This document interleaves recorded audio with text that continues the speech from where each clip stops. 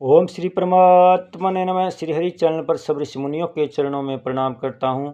सब संतजनों के चरणों में प्रणाम करता हूँ। इस मेरी मातृभूमि के चरणों में प्रणाम करता हूँ। सभी मेरे देशवासियों में प्यार भरा स्वागत। इस वीडियो को आप पूरा सुने, अंत तक सुने। इस वीडियो को सुनने वाले मेरे देश के हर कोने में घरों में बैठी माताओं के चरणों में चरण स्पर्श करता हूँ। यह वीडियो श्री कृष्ण अर्जुन संवाद का है। जब महाभारत में अर्जुन धर्म संकट में था, तनाव में था, चिंताओं से घिर गया था, कोई निर्णय नहीं ले पा रहा, तब भगवान की शरण में गया। भगवान ने गीता का उपदेश दिया, धर्म संकट से बाहर निकाला और अंत में विजय श्री का ताज पहना। इसलिए वीडियो सुनने मात्र से मानसिक तनाव, चिंताग्रस्त शारीरिक तनाव से मुक्ति मिलेगी। इसलिए आप सब श्रोतागण से मेरी विनती है कि इस सुप्रभात में पुण्य का भागीदार बनकर जन कल्याण में अपना सहयोग देवें। वीडियो को ज़्यादा से ज़्यादा शेयर करें, सब्सक्राइब करें और लाइक करें। अब आगे क्या कह रहे हैं 13वें अध्याय में। 12वें अध्याय के आरंभ में अर्जुन ने पूछा कि आप सगुण साकार की उपासना करने वाले और अव्यक्त अक्षर निर्गुण निराकार की उपासना करने वाले, इन दोनों में कौन श्रेष्ठ है? उत्तर में भगवान ने अपनी उपासना करने वालों को श्रेष्ठ बताया और आगे कहा कि अव्यक्त अक्षर की उपासना करने वाले भी मेरे को ही प्राप्त होते हैं, परंतु देहाभिमान रहने के कारण उनको उपासना में कठिनता अधिक होगी। ऐसा कहकर भगवान ने सगुण साकार की उपासना का विस्तार से वर्णन किया। अब अव्यक्त अक्षर की उपासना का विस्तार से वर्णन करने के लिए और उसमें देहाभिमान रूप मुख्य बाधा को दूर करने के लिए भगवान 13वें अध्याय का विषय आरंभ करते हैं। सबसे पहले भगवान क्षत्र और क्षत्रिय के विवेक का प्रकरण आरंभ करते हैं। क्या कहते हैं भगवान कृष्ण अर्जुन को? एदं शरीरं कौन्तेय क्षेत्रमेत्यभिधीयते एतदो वेति तमें प्राहुः क्षेत्रज्ञ इति तद्विद। ये पहला श्लोक है 13वें अध्याय का।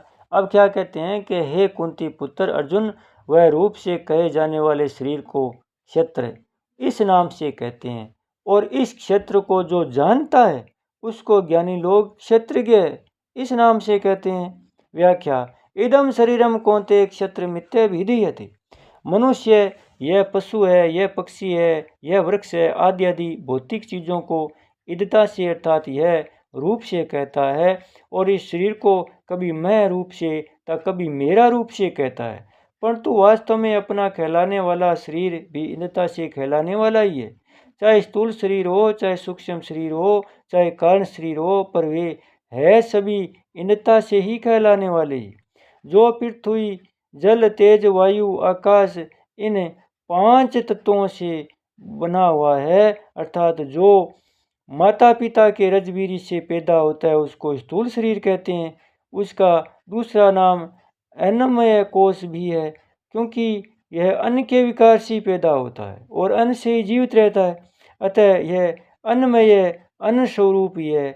इंद्रियों का विषय होने से यह शरीर इदम यह कहा जाता है। 5 ज्ञानेंद्रियों, 5 कर्मेंद्रियां, 5 प्राण, मन और बुद्धि, इन 17 तत्वों से बने हुए को सूक्ष्म शरीर कहते हैं। इन 17 तत्वों से प्राणों की प्रधानता को लेकर यह सूक्ष्म शरीर, प्राणमय कोश मन की प्रधानता को लेकर यह मनोमय कोश और बुद्धि की प्रधानता को लेकर यह विज्ञानमय कोश कहलाता है। ऐसा यह सूक्ष्म शरीर भी अंतःकरण का विषय होने से इदम कहा जाता है। अज्ञान को कारण शरीर कहते हैं। मनुष्य को बुद्धि तक का तो ज्ञान होता है, पर बुद्धि से आगे का ज्ञान नहीं होता, इसलिए इसे अज्ञान कहते हैं। यह अज्ञान संपूर्ण शरीरों का कारण होने से कारण शरीर कहलाता है। अज्ञानमेवास्य ही मूल कारणम। इस कारण शरीर की स्वभाव, आदत और प्रकृति भी कह देते हैं और इसी को आनंदमय कोश भी कह देते हैं। जागृत अवस्था में स्थूल शरीर की प्रधानता होती है और उसमें सूक्ष्म तथा कारण शरीर भी साथ में रहता है। स्वप्न अवस्था में सूक्ष्म शरीर की प्रधानता होते हैं और उसमें कारण शरीर भी साथ में रहता है। सुषुप्ति अवस्था में स्थूल शरीर का ज्ञान नहीं रहता, जो कि अन्नमय कोश है, और सूक्ष्म शरीर का भी ज्ञान नहीं रहता, जो कि प्राणमय, मनोमय और विज्ञानमय कोश है।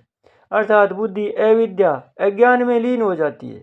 अतः सुषुप्ति अवस्था कारण शरीर की होती है। जागृत और स्वप्न अवस्था में तो सुख दुख का अनुभव होता है, पर सुषुप्ति अवस्था में दुख का अनुभव नहीं होता और सुख रहता है। इसलिए कारण शरीर आनंदमय कोश कहते हैं। कारण शरीर भी स्वयं का विषय होने से, स्वयं के द्वारा जानने में आने वाला होने से इदम कहा जाता है। उपयुक्त तीनों शरीरों को शरीर कहने का तात्पर्य है कि इसका प्रतिक्षण नाश होता रहता है। इसको कोश कहने का तात्पर्य कि जैसे चमड़े से बनी हुई थैली में तलवार रखने से उसकी ज्ञान संज्ञा हो जाती है, ऐसी जीवात्मा के द्वारा इन तीनों शरीरों को अपना मानने से, अपने को इनमें रहने वाला मानने से इन तीनों शरीरों को कोश की संज्ञा दी जाती है। इस शरीर को क्षेत्र कहने का तात्पर्य है कि यह प्रतिक्षण नष्ट होता है, प्रतिक्षण बदलता है, यह इतना जल्दी बदलता है कि इसका दोबारा कोई देख ही नहीं सकता।